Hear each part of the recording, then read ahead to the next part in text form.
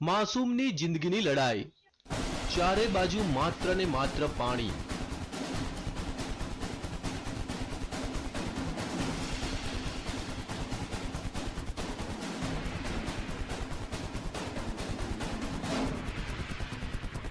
પાણીના ધમધસતા પ્રવાહ વચ્ચે ફસાઈ એક માસૂમની જિંદગી. મોતની લહેરો વચ્ચે જીવન અને મરણ વચ્ચે ઝોલા ખાતી માસૂમની જિંદગી.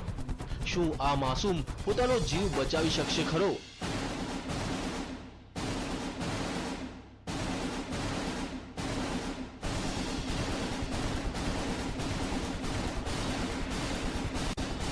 માસૂમ મોતને આપી શકશે માત?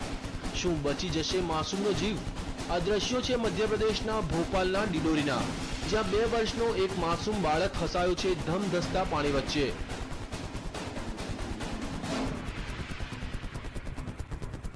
આ બાળક રમતો રમતો આ નદીમાં પહોંચી ગયો અને અચાનક પાણીનો પ્રવાહ વધી જતા તે અટવાઈ પડ્યો.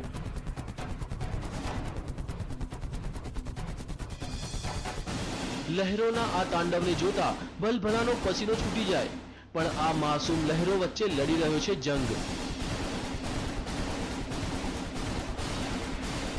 જિંદગીનો જંગ. પણ હવે સવાલ એ થાય છે કે લહેરો સામે તે જિંદગીનો જંગ જીતી શકશે ખરો?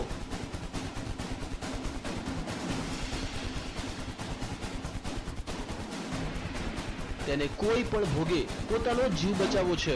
તેને નદીના પ્રવાહની કોઈ પરવાહ નથી. તે તો તોફાની લહેરોને આપી રહ્યો છે ટક્કર.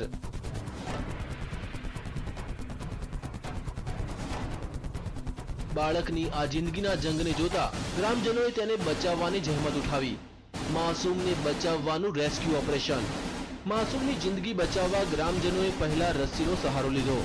થોડા ઘણા અંશે તે સફળ પણ થયા, પણ અચાનક તે પાછો પાણીના પ્રવાહમાં તણાઈ ગયો. આ વખતે તો લાગ્યું કે માસૂમ તેની જિંદગીથી હાથ ધોઈ બેસશે.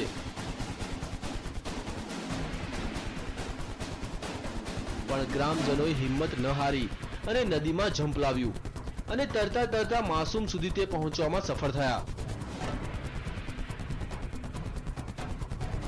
અનેક પ્રયાસ બાદ તેઓ આ માસૂમની જિંદગી બચાવવામાં સફળ રહ્યા. Bureau report, TV9.